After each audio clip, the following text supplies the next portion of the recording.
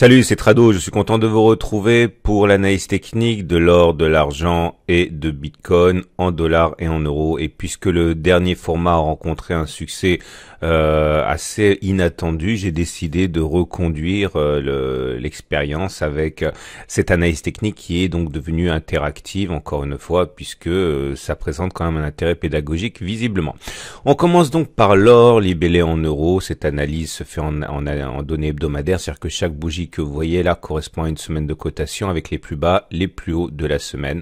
Et comme vous pouvez le voir, une grande victoire en fait, ou plutôt une petite victoire pour les investisseurs en euros puisqu'on vient de franchir cette zone de résistance grise qui était là entre 1247 et 1261 et puisqu'elle a été franchie, elle change de polarité, elle devient support. Alors un support faible parce que c'est un support qui est visible en données hebdomadaires. Vous voyez, ça nous a quand même pris 4 semaines consécutives pour tester cette zone grise avant de finalement clôturer au-dessus. Et cette zone est une vieille zone qui est née en fait, en 2013, et vous voyez, ça nous avait déjà bloqué à cette époque. Il aura fallu donc attendre de nombreuses années avant que finalement on arrive à passer le nez au-dessus. Donc cela veut dire que en termes d'investissement, cette zone de support devient une zone d'accumulation rationnelle, ce qui signifie encore que voilà, tout retour sur cette zone des 1247-1261 ou même maintenant, j'ai envie de dire, correspond à une zone où je peux encore accumuler de l'or libellé en euros. Alors attention parce que en données mensuelles c'est un peu différent. Je remonte d'une unité de temps, je regarde une bougie égale à un mois et comme vous pouvez le voir, nous sommes toujours aux prises ici avec cette résistance mensuelle donc beaucoup plus forte, comprise entre 1245 et 1210. On a essayé une fois, deux fois, trois fois, quatre fois de la traverser, on n'a pas réussi. Peut-être qu'on arrivera ce mois-ci à le faire, attention parce qu'on est simplement le 21 juillet, donc c'est à la fin du mois que la bougie totale aura dessiné sa forme. Il est tout à fait envisageable que ça se traduise une fois de plus par un échec, même si on clôture... Même si on passe au-dessus au cours du mois, on peut tout à fait clôturer à l'intérieur de la zone rouge, ce qui correspondra en fait à ce qui s'est passé le mois dernier. Donc il faut se méfier. En données mensuelles, on n'a pas réussi encore à valider le franchissement de l'obstacle. C'est pour ça que en données hebdomadaires, eh bien, nous sommes toujours sur une situation où les 1215-1223 euros, la zone que je viens de mentionner, est toujours une résistance et ce n'est qu'en cas de clôture au-dessus qu'elle deviendra un support fort. Voilà. En tout cas, pour bien comprendre la situation, il y a quand même une possibilité pour moi d'accumuler sur les niveaux actuels, tout en sachant, et je le dis une seule fois dans cette vidéo, que ma stratégie repose sur l'idée qu'il faut investir en plusieurs fois, pas en une fois, et même si effectivement on devait rechuter par la suite, on aura plein de zones d'accumulation rationnelle pour renforcer. En tout cas, c'est quand même une bonne chose.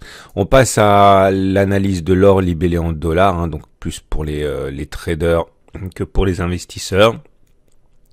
Et pour l'or libellé en dollars, voilà, la situation est un peu différente puisque nous avons toujours la possibilité d'espérer passer cette résistance faible des 1397-1433 dollars. Alors là aussi, c'est une zone qui date de 2013, les 12 août 2013.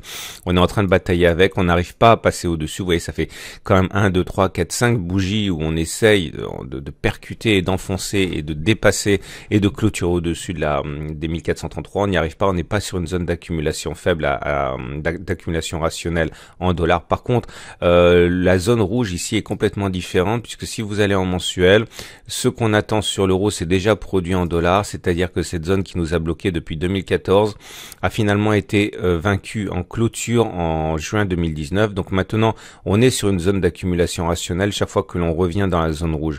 Alors, c'est pour ça qu'en données hebdomadaires, comme vous pouvez le voir, nous sommes aux prises avec une résistance faible hebdomadaire, mais toujours sur un acquis qui est un support fort en données de long terme ici. C'est pour ça qu'on rebondit dessus assez facilement. Pour faire simple, à titre personnel, toutes les incursions à l'intérieur de la zone rouge, et plus elles sont profondes, plus c'est intéressant, sont des opportunités pour moi de renforcer. J'évite de renforcer trop près de la zone grise parce que finalement c'est pour se prendre un plafond de verre au-dessus de la tête, c'est pas forcément le plus intéressant. Mais en tout cas, le jackpot serait pour moi si on arrivait à clôturer au-dessus de la zone grise.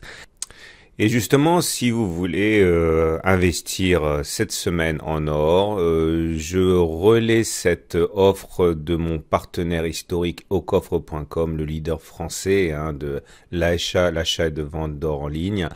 Et vous avez donc la possibilité de précommander cette pièce là, la pièce commémorative de l'alunissage à 99,9% d'or, donc une très belle pièce, donc une idée d'investissement si vous en avez envie. On va passer à l'argent de manière un petit peu plus rapide pour ne pas trop allonger la vidéo.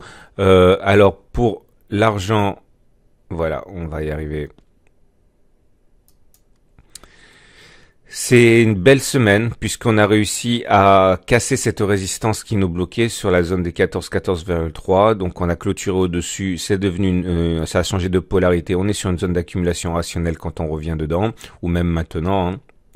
Par contre, le problème, c'est que la poussée a été tellement violente qu'elle nous a même permis de jauger la présence d'une résistance faible ici, les 14,7, 14,9 qui date, vous le voyez, de octobre 2017, on n'arrive pas à la passer et c'est exactement sur ces niveaux qu'on a échoué encore cette semaine.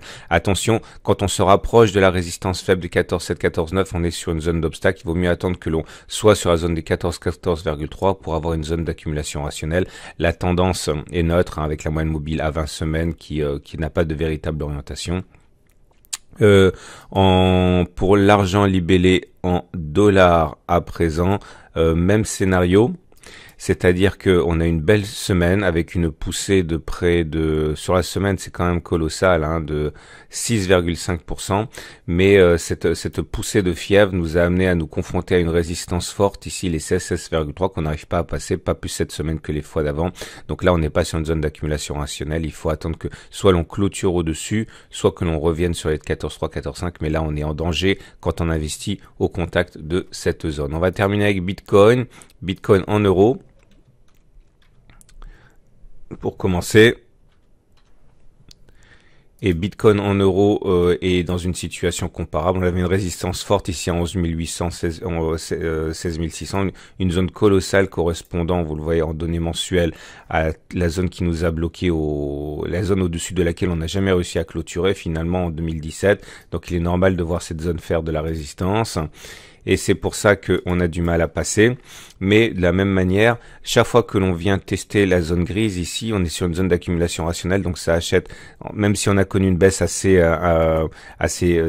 difficile à gérer depuis les plus hauts d'il y a 4 semaines, puisque les cours ont baissé de 34%, déjà cette semaine, au plus bas, on a progressé de 19% par rapport au plus bas de la semaine. Donc ça va très très vite avec Bitcoin. En tout cas, vous voyez la puissance et l'efficacité de ces zones d'accumulation rationnelle. Ceux qui ont acheté sur cette zone sont déjà à 20% de progression.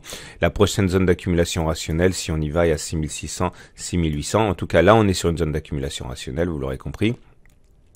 Et pour Bitcoin libellé en dollars, c'est la même chose. On est circonscrit à la hausse par la zone de résistance faible des 11 500, 11 800. C'est la zone qu'on n'a pas réussi au-dessus de laquelle on n'a pas réussi à clôturer depuis 2018. Ça nous bloque. Par contre, on a également une zone d'accumulation rationnelle qui fait office de support faible à 9 650 000. Cette zone qui a été résistance, qui a été cassée ici. Elle a donc changé de polarité. Vous voyez, on rebondit.